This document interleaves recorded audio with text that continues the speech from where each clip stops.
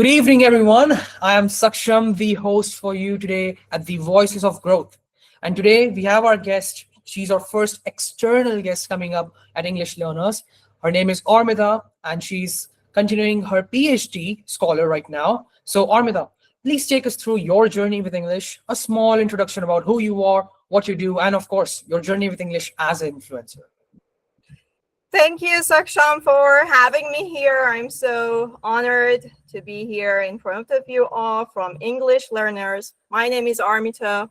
I come from Iran because my mother is from Iran. However, from my father's side, I'm from Ireland, Dublin, and my grandmother's name is Claudia. She's from Dublin.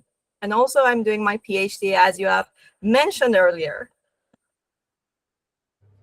Perfect. So, you come from Iran and Ireland, so you have faced one side, of course, as a native speaker, and you've seen one more side where people do struggle with English. So we have certain sets of questions today because we want to have the maximum potential out of this podcast, of course, for our English learners community. So I'll take you through questions one by one. And here's the first question. Since you mentioned you come from Ireland as well as Persia, can you take me through your journey with English speaking, of course, as a bilingual personnel, and also mandatory talk about the challenges that you face. So challenges in English speaking, being a bilingual, English and Persian. Yes, sure. The first challenge that I have faced was my parents getting divorced. Since from my childhood, I started speaking English, and my first language, actually, to be honest, was English. After a while, I think I was 7 or 8, they got divorced, and I was living by my mother, and my father left us and went to Ireland. Then I started speaking Persian as my mother tongue. However, I kept my English side very well. As time passes, I sense that I have some problems with my accent, or I am going to forget some words since I was translating all the things in Persian, and it was so hard for me to translate all the things in Persian and English also. So as a result, I started to learn English professionally, learning the techniques, learning the stress pattern, learning how to become the best at my accent, and also the pronunciation part, because as it is language, the second language of me, and that was so challenging for me, and it was a sheer torture when someone told me that your accent is not as good as an English speaker or native. Wow. So take me through the years of experience you have, of course, now built into the field. And of course, almost a decade now that you're not only learning English, but now, of course, as an influencer, you're teaching it to students and you're propagating the knowledge base of yours. So now, after a decade, what do you think, how has this field of learning English, implementing English and spoken English has changed? To be honest, at first, I was, choosing between my career. I was between, jobs, and I was thinking about taking this career as my professional occupation. So I went through this because I was going to become better at my second language, which was English. So I started teaching English as if it was the challenging part for me to practice with the students the techniques for pronunciation, the techniques for becoming better at your accent. And I learned a lot from this journey, from this 10-year journey, actually. I started having a lot of conversations with lots of students, no matter whether they were basic students or they were professional students. And I also learned a lot from my students. from their common mistakes, from how they pronounce words, and how I, gave them lots of advice. So I learned from my students, and besides, I learned from myself as a teacher.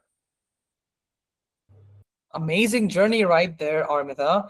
But let's delve into as an educator, talking to an educator. So I think you're on Instagram and you teach your students right there. So can you tell me what intrigued you to start building up this community over Telegram, over Instagram, like something we do at English Learners on Telegram? How your journey started back at on Instagram for your students? Once I thought that it's not enough to teach English. I need something more to be in touch with English. I thought, I was thinking a lot, and I decided to teach English online on Instagram. It was At first, it was so, I was under a lot of pressure. I was so nervous because I was, exposing myself in front of a lot of audience, as I am right now in front of you, and I was so nervous. I, overcame this obstacle. I went through bumpy roads. It had actually lots of ups and downs. Suddenly I overcame all these things and set all the obstacles aside, and I tried to concentrate on the techniques that I wanted to teach to my students, to my audience. And the only goal that I had on Instagram was to teach English globally. And I think I was a little successful through this journey. Amazing. That's a shared experience. This is what English Learners Community is all about. We're all based online. And since we're talking about this remote sort of education, where we guys, you as an educator, and so am I at English Learners, we're creating a remote form of education. I would like to bring the light on this question right here. A lot of people are paying for offline mentors. They're paying offline, going to one-on-one mentorship. Now, at English Learners, I would like to bring some light on this as well. We provide one-on-one mentorships at our premium section. So, of course, you can pay, you can book a one-on-one session with, of course, expertise in the field and completely at a very small purchase rate in comparison to online. So my question to you is very simple. At this moment, after COVID-19, where we know everything is available, ready available online, should a person should rely on those paid one-on-one mentor offline or those one-on-one mentor on the line on internet basis? That's a good question, though. I think both are necessary and required, because it depends on the person. It really depends. The person's taste, the person's way of studying. For example, some of my students tell me that they don't have enough time to concentrate on one-on-one classes, and they take on offline classes. Or some of them are students, high school students, and they do their best to learn a lot from books, from booklets, a lot of things that I give them as booklets, and they actually go after me and they hit the spot. However, the business people, the people who have got heavy occupations, they are dealing with the occupation, with their jobs. So as a result, I would recommend both. And also, I should mention that education, English education, is not based on just books or just offline classes or online classes. You should look at your own journey, the way you live, and after that, you should decide whether you want to you take offline classes or online classes, or you want to just be introduced about the books themselves. It depends on your path which you're following in your life. Wow, that's really insightful right there, Armita. And that brings a lot of concept into the question I asked. So just right there, we were talking about how students can be relying on books and they should know their journey. So there's this very common concept, and I will talk now not as a host of this podcast, but as an educator. When I talk to students, this one thing they ask me, Saksham, how much practice is enough? Like, of course, I come from a C2, C1 level English back in my IELTS days. And of course, as you as well, I can see a C2, C1 English right there. But they ask how much time, first of all, it took you to reach there, and how much practice? Is it 1 hour every day, for weeks, for months, for years? Now, of course, we have shared experience of 10 years right here. But how much practice would now you call is enough for English for a person transiting from basic to intermediate or intermediate to advanced speaking? So simple question right here.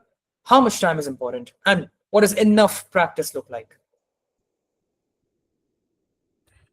That's a thoughtful one. I would give some examples about my teaching journey. I had a student. She was around 19 years old. Besides, she wanted to immigrate. She needed to take IELTS for band score about 6.5 to 7. When she came to my class in person, I saw that she didn't know even the meaning of this or that, and I should, teach her the meaning of this is for one thing, and that is for one thing again. That is further there. For example, this is the long distance. Very basic. She was an elementary student, and she had a lot of progress.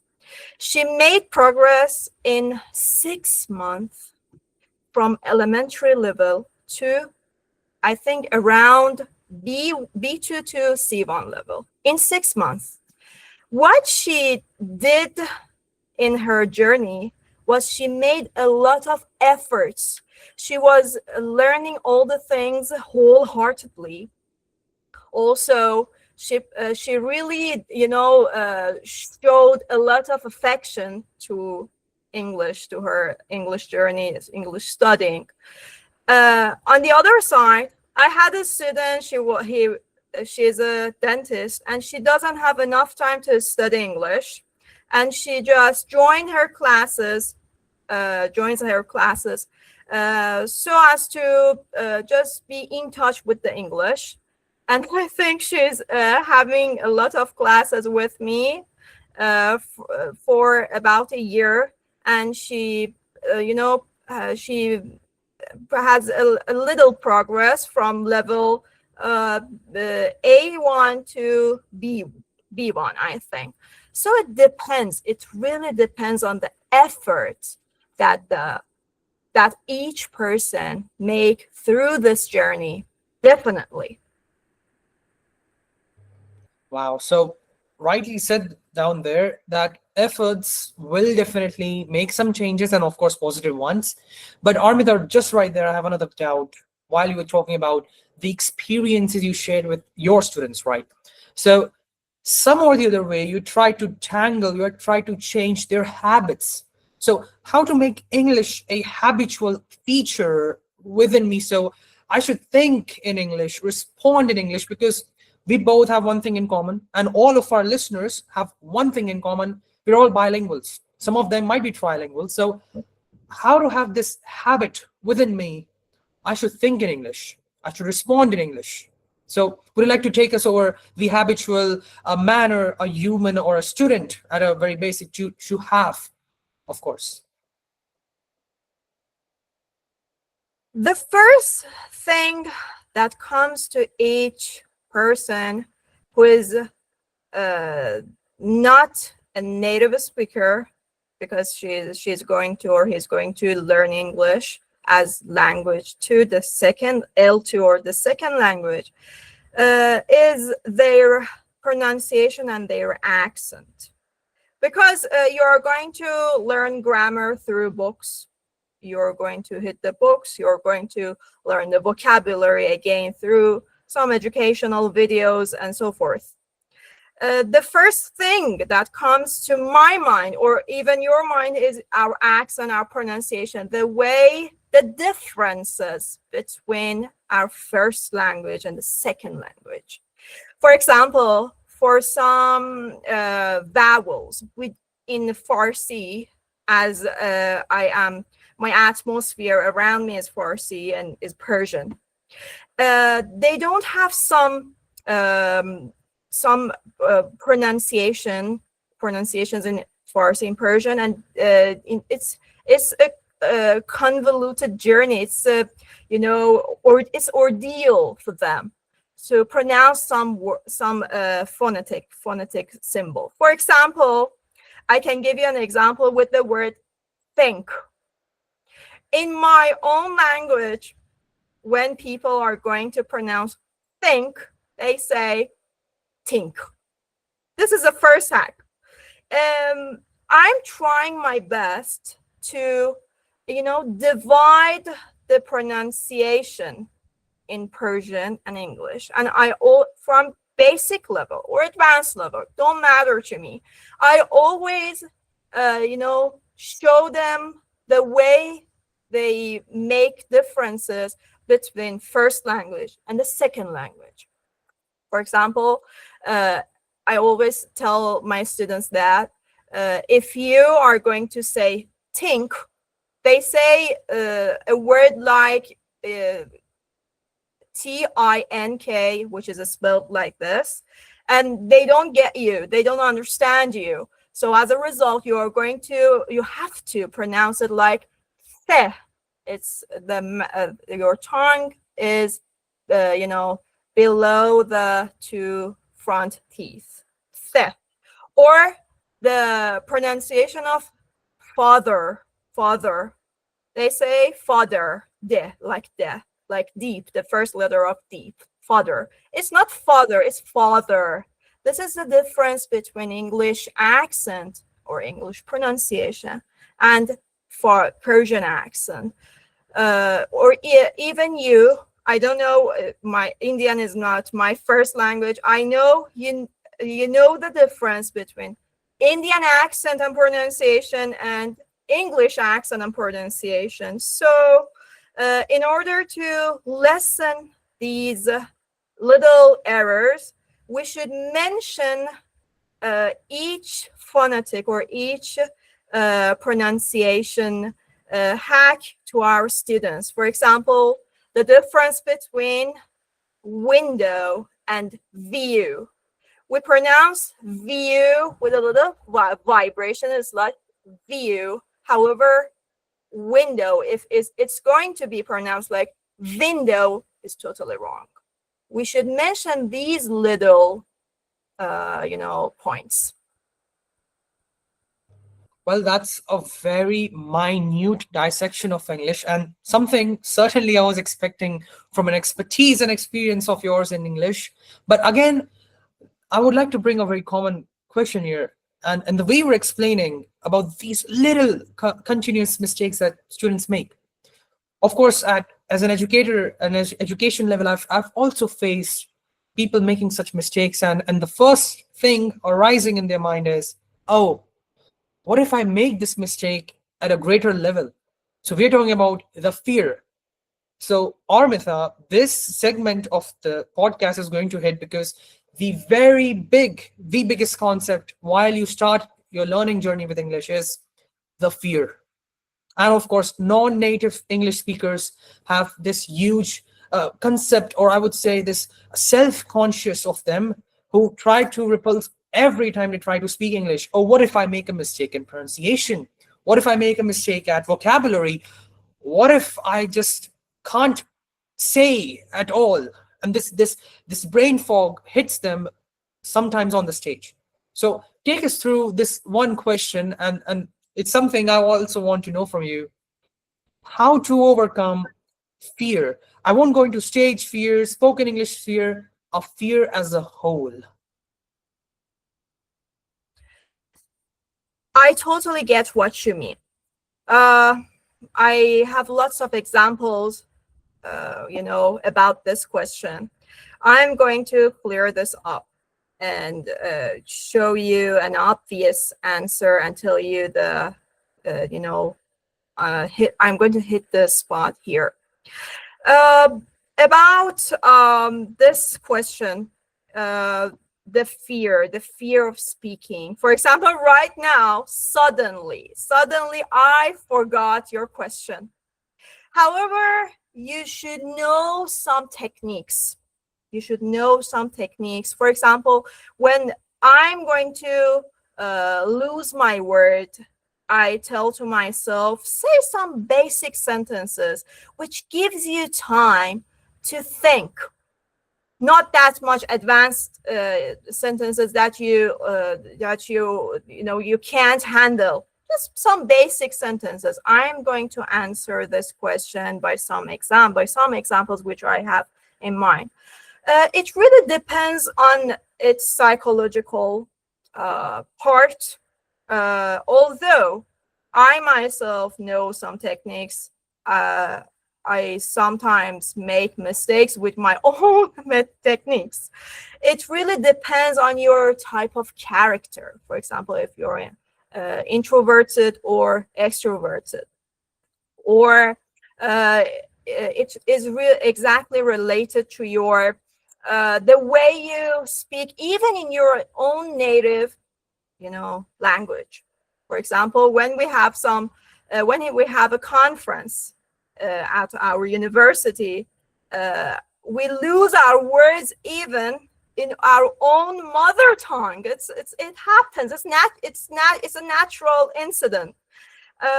You should learn some techniques to overcome this obstacle. You should know the things that can lessen your nervousness, can make the stress which is within you unclear, or clean it up.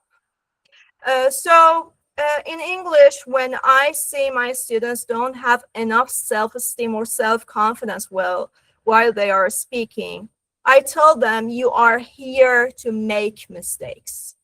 When I, make them understand that you should speak with a lot of self-confidence, and you should know that this is your second language. Even teachers make mistakes.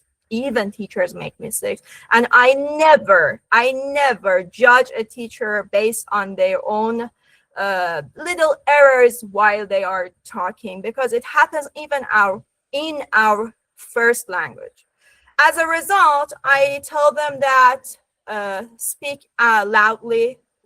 Don't mind if you have little errors or even big errors. Don't mind, just speak loudly, because you are learning this by your mistakes, from your mistakes. If you don't make mistakes, why are you here? So you are here to make mistakes. I'm going to guide you through your mistakes, because your mind is listening even to you. Whenever you are speaking out loud in your second language, your mind is listening. And for example, you make a mistake for present perfect, and your teacher or your tutor tell you, no, you should not use it here. First, your mind listened to you, and it's organized that you made a mistake with your present perfect. Second, it listened to your tutor, and it organized your tutor's advice. All in all, even us as English teachers, when we are under pressure, when we are nervous, we make mistakes with the stress pattern, with our vocabulary knowledge. It depends on the situation itself. And keep in mind, even in your first language, when you are giving a conference, when you are having lots of audience, you make mistakes. So don't mind if you make mistake in your language, in your second language, actually. That's right there. That's a very good intuition to mention. Of course, people do make mistakes. And I love the fact that you draw out these techniques. And I would like to let our viewers, of course, and our listeners to know we released our booklet a few months back. You can also see it in the background. We mentioned those problems and that common mistakes that people make. And of course, the techniques you are aligning is something we aligned with as well. So, right there is, of course, a takeaway note. But I think there is one thing. Let's backtrace to your podcast, the question I asked. There's one thing that came up again and again: conference. So let's go towards the academic way to speak, because this speaking is in some sort of an informal spoken English. But there are, and almost, because I come from English learners community, we have students preparing for government examinations. We have students preparing for interviews. We have students preparing for written IELTS examination, PTE, TOEFL, etc. This is not spoken English, completely not so spoken English. So there's a very basic example. I meet you, I say, "Hi, Armita, how are you doing?" Sure. But I have to, if write it in an academic sentence, it's, "Hi, Armita." It's a comma. I have to take a small pause. "I hope everything is well at your side, and so is mine." So this differentiation is very it's pathetic to understand. So Armita, I give you the platform. Give me some brief examples, of course, if you can, to differentiate academic spoken English versus the formal, informal spoken English, because this is something very precise and important for our viewers back in English learners. Yeah. As you've mentioned its name, it's academic English, and it's the way we speak with each other as two friends, or as to people which are speaking, even they can have some sentences, in a slang English. Academic English should be learned academically. Academic English should be learned academically through books, through some lessons, even through some techniques. Since we don't speak academically while we are having a chat with each other, we should see through the books. We should see the techniques. We should, use the techniques. For example, the most important technique, which I always teach to my students, is the shadowing technique. Whenever you want to,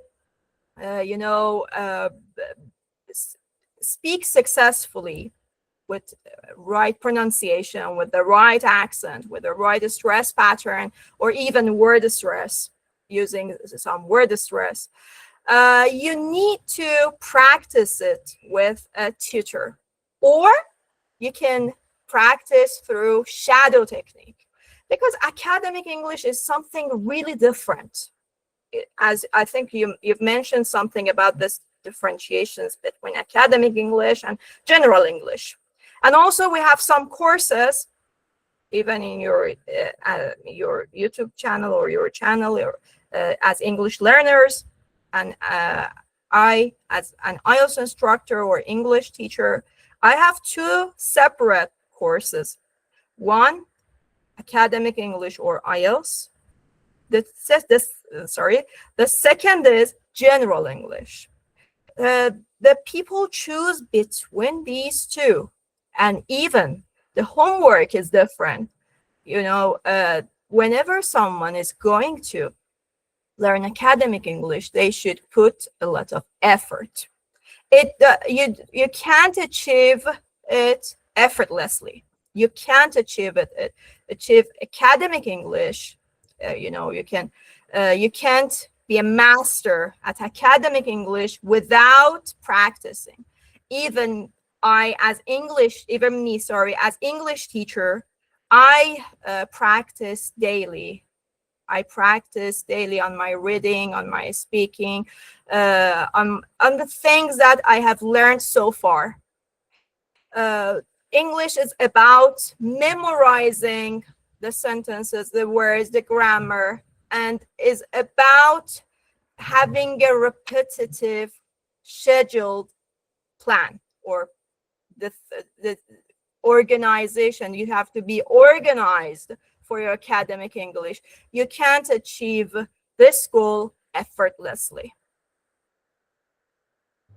Well, that's actually true, because since you mentioned you have to have, since you already have two different plans for students, and something you throw the light as well on the English Learners Premium, we did the same because we know you don't require the IELTS package. Some might require the reading, some might require the listening, or of course a master class is run, and of course for one-on-one interview is different from one-on-one public speaking. So that is a gap that, of course, you at your personal level and for us as a community, we are following. But again, I would like to drive it towards the conclusion, Armita.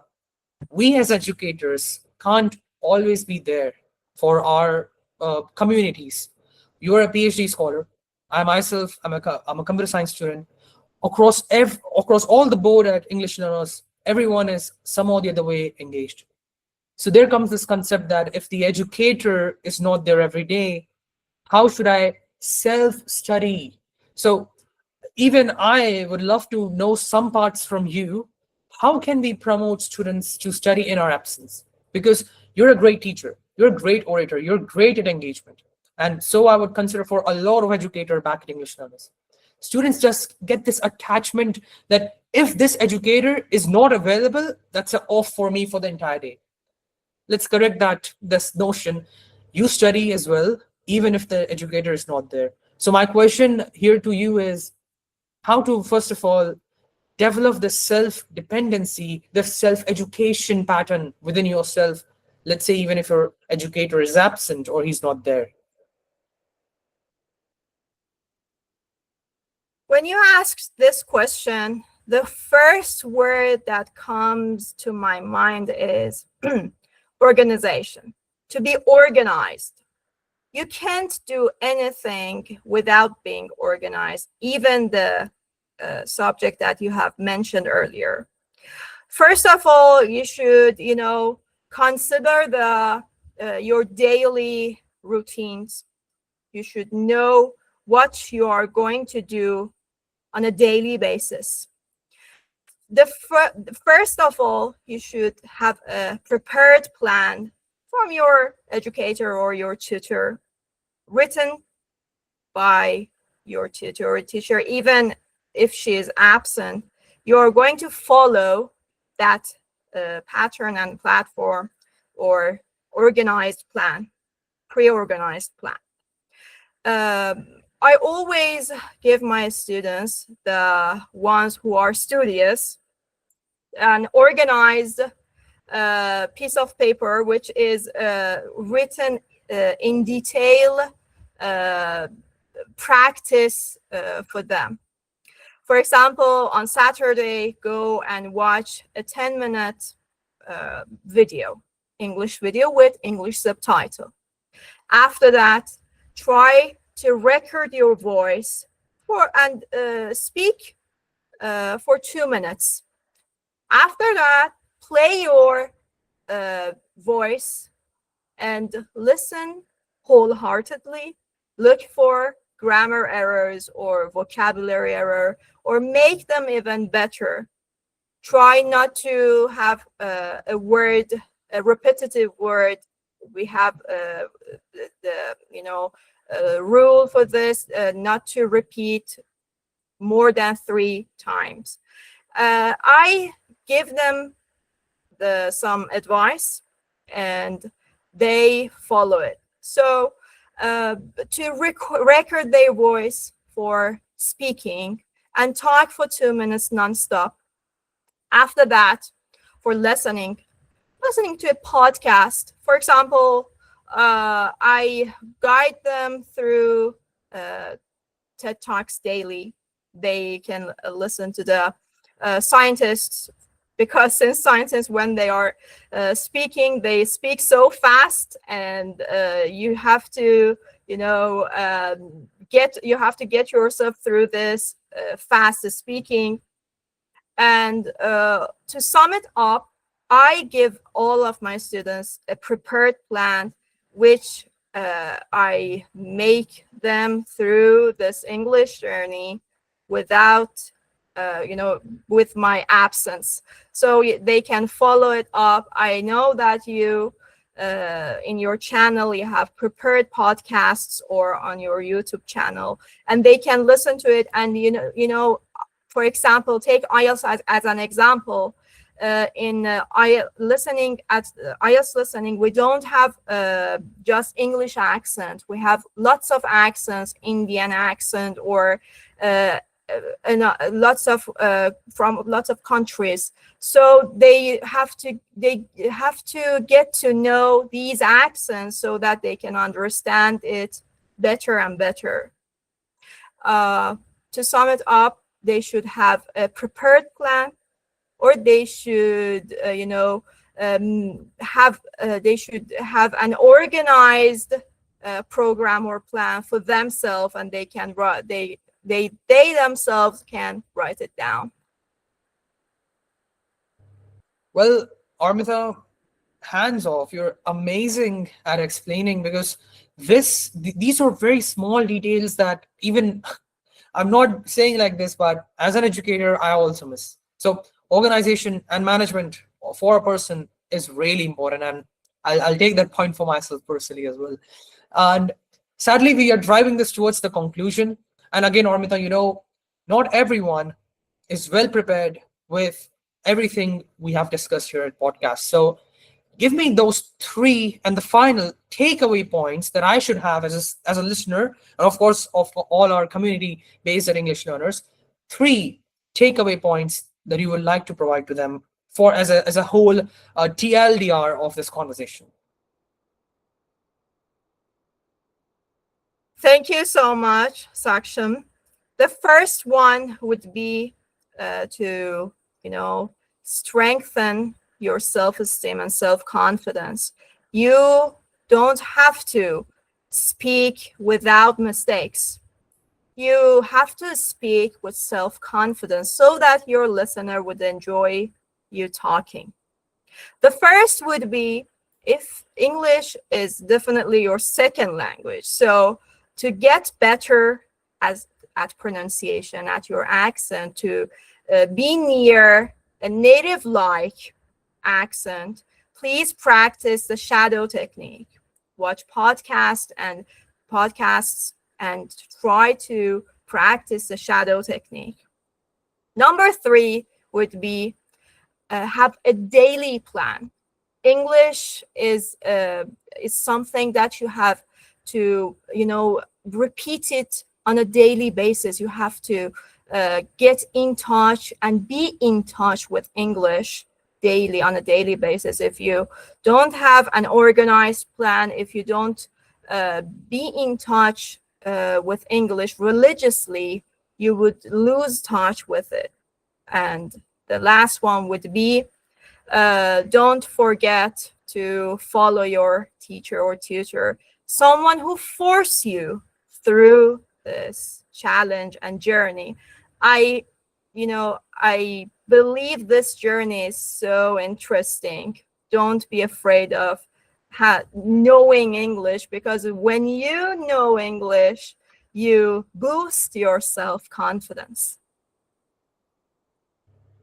Well said, Armita. That brings us to the conclusion, and I think you have summarized everything across the timeline of this conversation and podcast, and I think it's very important for our listeners as well.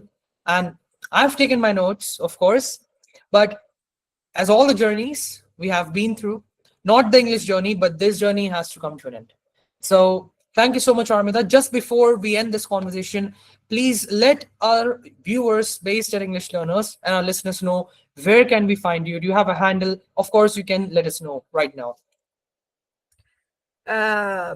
Saksham, please. I have an Instagram account on Instagram, so I don't know whether you know the username is IELTS by Armita. I post on a daily basis. I post a lot of videos, lots of pictures, pictorial educational English content on my Instagram account, so that they can follow it and they can learn English daily.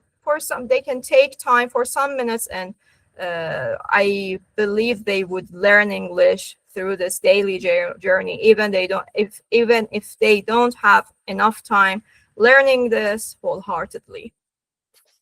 Perfect. So for those who are, of course, looking forward to complete their education with Armita, the link for her bio is also in the description. And of course, English learners, you can go through Telegram. Soon you will be having the recording as well.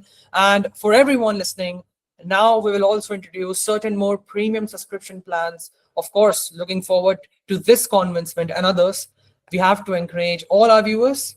Education is not only bound to a community page anymore. You can have one-on-one conversations, and this is just a beginning, because we have to connect, we have to face those gaps, and we have to fulfill those gaps, and we're bridging those gaps with such an incredible speaker. One here we have is Armita, and in the future is coming more. So thank you so much, everyone, for joining us, listening us, attending this session. Armita is first. Thank you so much for the time, and we will catch up with you all in the next time.